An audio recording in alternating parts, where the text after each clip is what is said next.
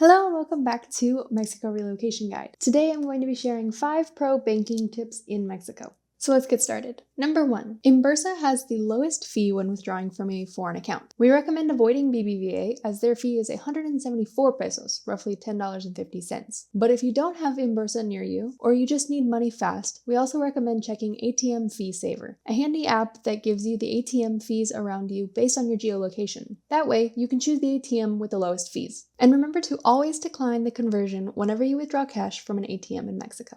Number 2. Most Mexican banks will ask for the following documentation when opening a bank account. You'll need your temporary or permanent resident card. This varies by bank. Some banks like Intercam allow tourists to open bank accounts. You'll need an RFC, a Mexican taxpayer ID, your passport, proof of address in Mexico. This can be a recent utility or internet bill no older than 2 months with your name on it. At least 1,000 pesos. Yes, it needs to be in pesos. And many banks require you to have a Mexican phone number. It's wise to check the specific requirements of the bank of your choice before going to avoid any surprises. Also keep in mind that all legal documents will be in Spanish, so it is better to have a translator with you. It is not common for banks to have bilingual staff, and most will not translate the bank contract for you. And do be aware that joint accounts are not as common in Mexico as in the US. However, Santander is one of the few banks that offers this option. Number 3. If you'd like to get a credit card in Mexico, you should know that it can be a lengthy process. Having one can come in handy to avoid international fees or to get benefits and promotions when shopping. First, you need to establish financial credibility by opening a bank account and showing the bank a steady cash flow. There's no established period of time,